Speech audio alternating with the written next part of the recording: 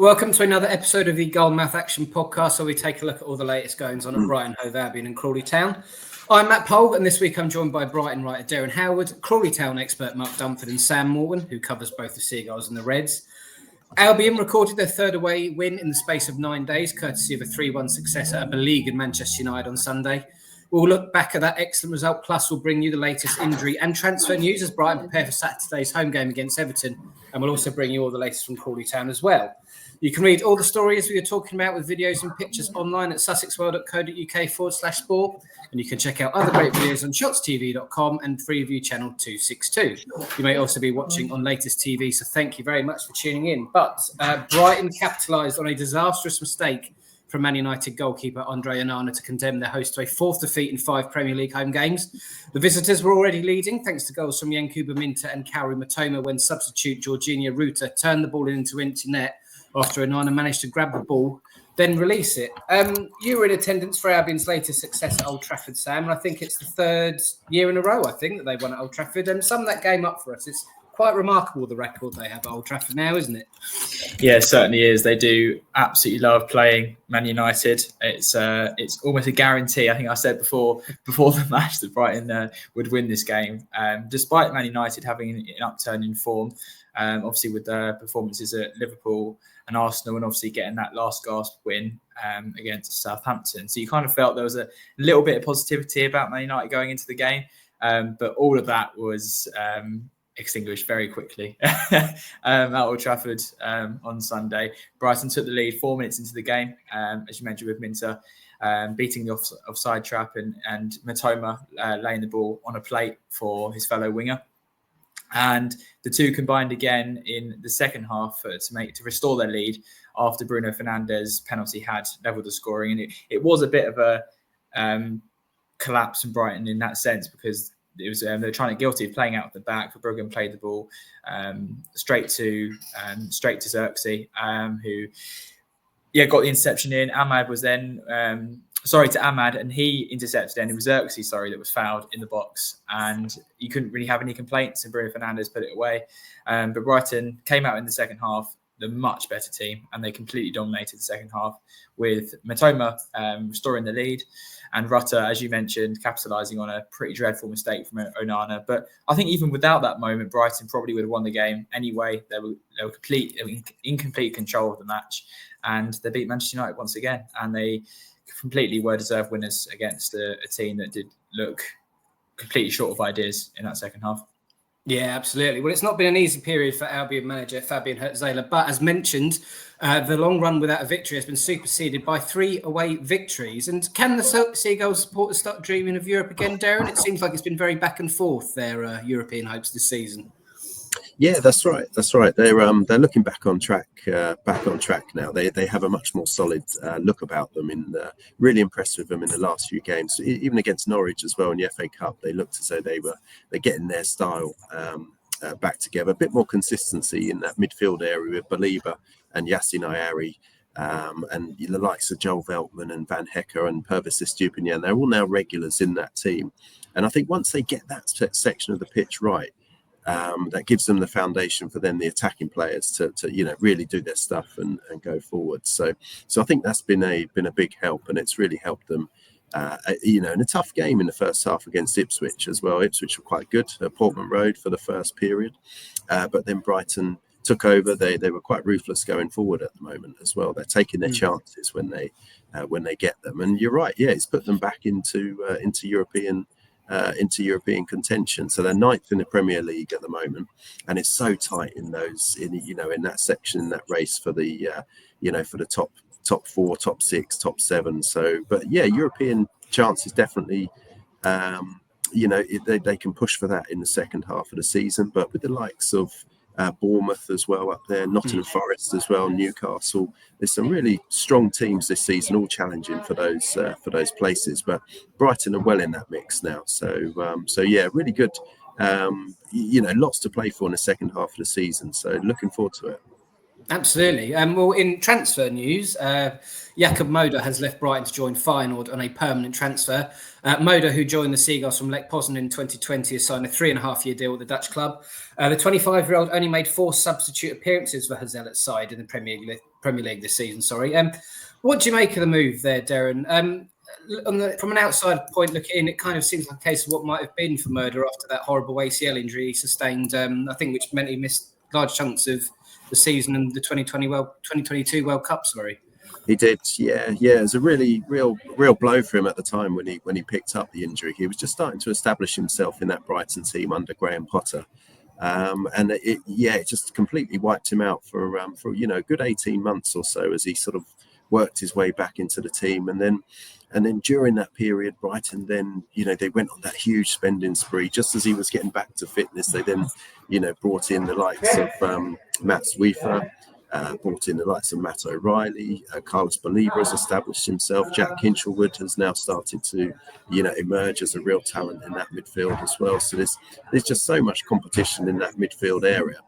And there were reports that Brighton did offer him a new deal as well to stay with the Seagulls, but he chose in the end to try his luck with the move to Feyenoord for about 3 million. It was reported as once all the add-ons are complete, it could rise up to about 3 million. So yeah, you're right. It's sort of what could have been. I don't think Brighton ever really saw him at his best, and I still think he's got potential to keep improving as a player as well. So I think it's going to be a really good value signing for them at 3 million. If that is the figure. So I think a good move for him. He was out of contract this summer, so Brighton couldn't really command too much of a fee for him. So this was their last chance to get a transfer, to get some money back for him. But yeah, good move. I hope he does really well over there. He seems a really good professional. All the previous managers spoke so highly of him. And his teammates as well. So yeah, I hope it really works out for him. But Brighton are really well stacked in that central midfield position. Yeah, and another player who's made a departure, albeit a temporary one, is Julio Enciso, who has joined Ipswich Town on loan. The attacking midfielder, who's made 12 Premier League appearances so far this season for Brighton, has joined the Tractor Boys until the end of the 2024-25 campaign. Again, what do you make of this move for Enciso, Sam? I saw that he was linked with Serie A clubs and I think Borussia Dortmund as well. Surprised he's off to Ipswich? It's a bit of an odd one for me.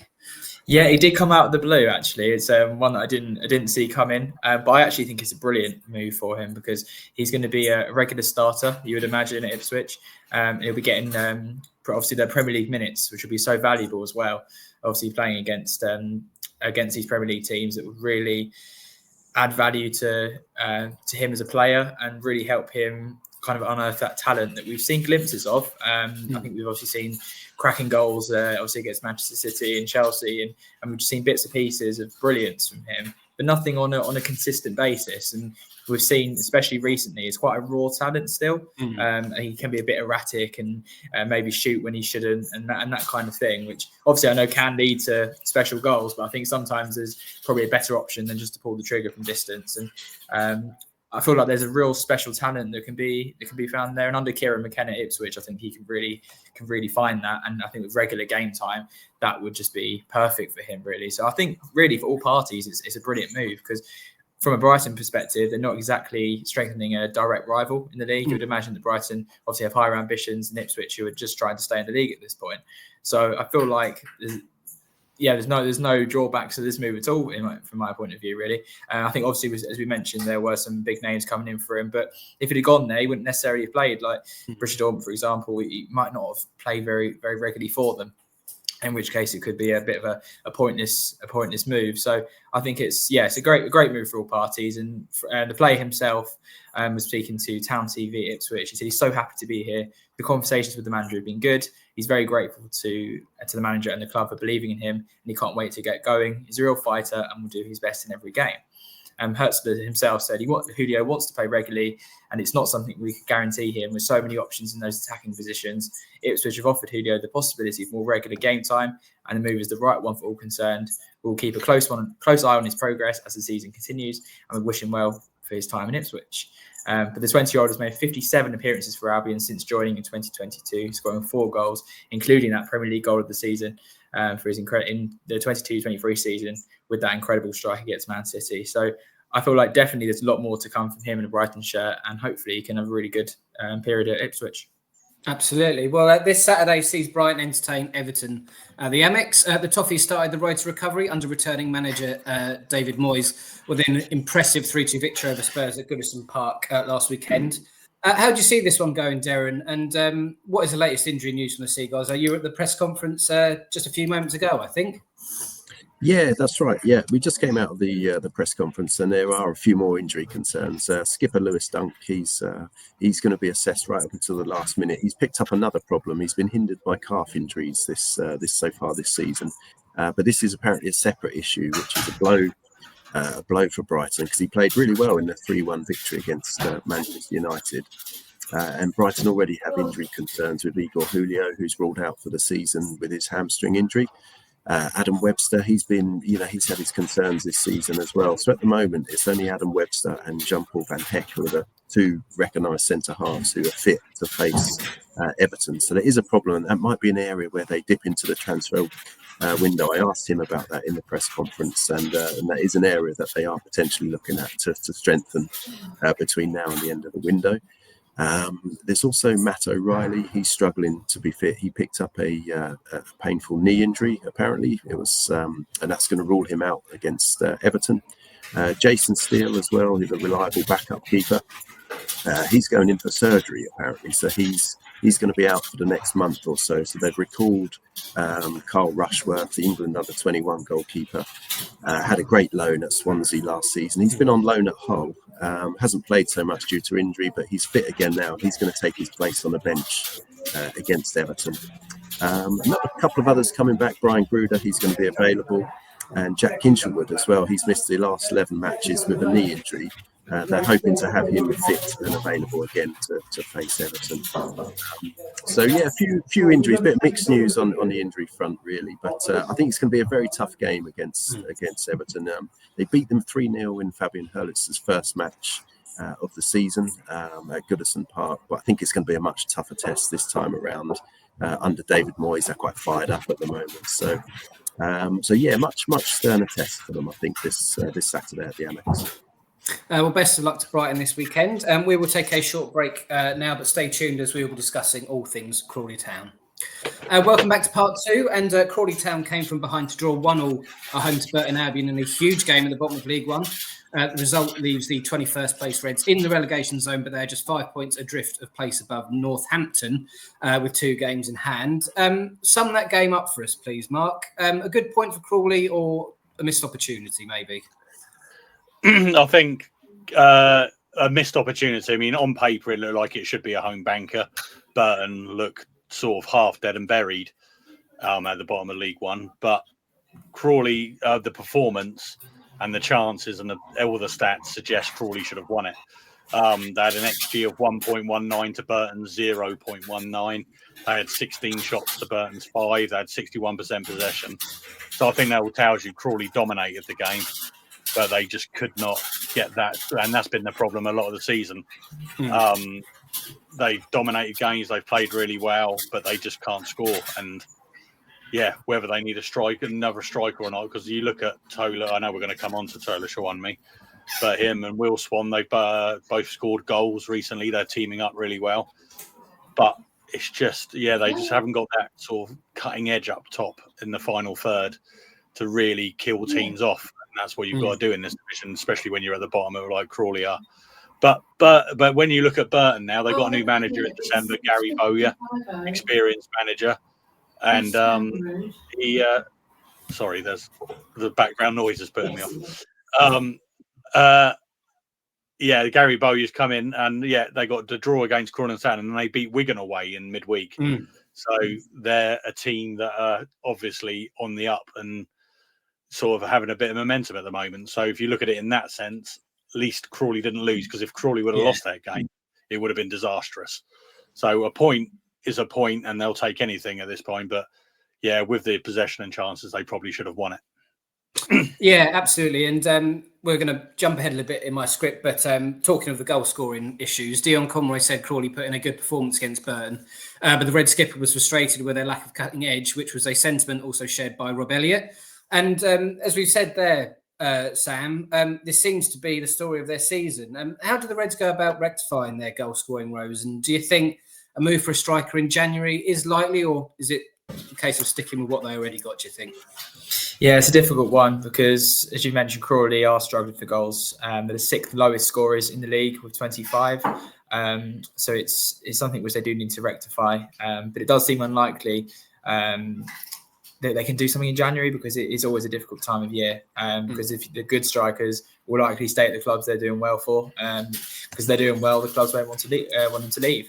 So that it's difficult to find someone who can get you those extra 10 to 15 goals at this time of year. But I think they do need to try and keep Tola Shawumni and Will Swan fit if they can, because especially Shawumni, he's really starting to make a difference. Obviously, it was a cracking goal he scored against Burton, and he was obviously a big part because he was obviously fouled in the build up to the first goal, and I still can't quite believe why that wasn't given as a foul. But you've got to look at Crawley defensively, were all over the place after the ball was turned over. So it's not just scoring goals, there's problems defensively as well.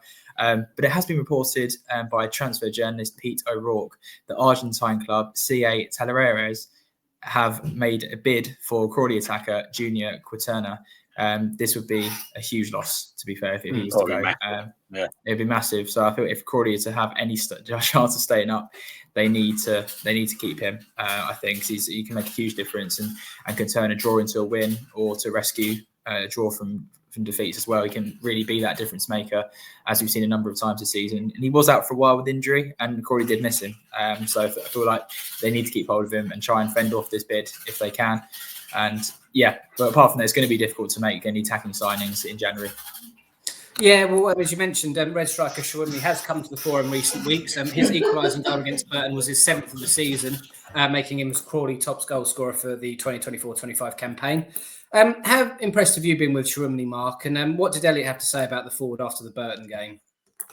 Oh, I've been really impressed with him. He sort of they signed him, and then you didn't really hear anything from him for ages, and then he started making the odd cup appearance in the EFL Trophy and that. And then suddenly, I think it was really the Charlton game away where he really sort of made his name with a stunning strike in the win against Charlton at the Valley in early December. And then since then, he hasn't looked back. He scored 7 goals, I think, this season so far. And the one against Burton on Saturday was an absolute beauty. Such innovative to think how to finish like that in the situation he was fantastic. And that's what he does. He's very big, he's physical, but he does score all kinds of goals. He'll score a header, he'll poach a goal on the in the 6-yard box, but he'll also score the goal like he did against Charlton, and then show the sort of ingenuity that he did against Burton. After the game on Saturday, our reporter Lucas Michael asked Rob Elliott if it was his best game for Crawley, and he said arguably, but in every game he's played, he's got better and better and stronger. His link-up play, his hold-up play, we've asked him to be even more aggressive because of his size, and he has, but he's been clever as well. And Rob's added, he's such a lovely kid to work with, never misses training, works hard and gives everything to the team. So he is someone that we should really be proud of. And it is, and I mean, WAGME, they get a lot of criticism, and this week, some would say rightly so, but they have to be praised for unearthing these gems. Last year they did it with Clyde Lolos and people like that, and now we've got Tola Shawumni. He's come from America. Nobody had heard of him. He'd played for, I think it was Chesham in England non-league and that, and then suddenly he's come back and he's been a bit of a revelation this year. The only criticism I would have of him, and it's not his fault, he's a little bit slow. Sometimes when you think there's a break on, he's not quite quick enough. But when Crawley are attacking and they need him to hold it up and that, he's absolutely brilliant, and he shows he can do all kinds of finishes. Yeah, absolutely. And Sam, you mentioned going back to the Burton Albion game, refereeing performance in that game. Rob Elliott particularly took umbrage, as you mentioned, with the challenge on Shawumni in the build-up to Burton's goal, and it sounds like he does have a right to feel aggrieved from what you're saying. Yeah, no, he certainly did. It was a definite foul, and what I can understand when you watch it back, if the referee was standing right there, He had a really good view of it and didn't see it as a foul. So yeah, a bizarre one. But as Rob Elliott alluded to, he himself was very angry about it, and he made that clear in his comments after the match. There was a clear foul. You could hear the contact, and he's gone straight through the back of him. But he did after that make clear that you can't just blame referee decisions, and you need to be ready for that turnover that came as a result of that incident. And Crawley were completely open at the back, and it's very easy for Burton to then go and open the score. So it's a tough one. Obviously, they can feel hard done by, absolutely, with the way in which that goal was conceded, but they've got to be better defensively in that moment, I think. And obviously that needs to be rectified if they're to stay up, really, those kind of defensive issues.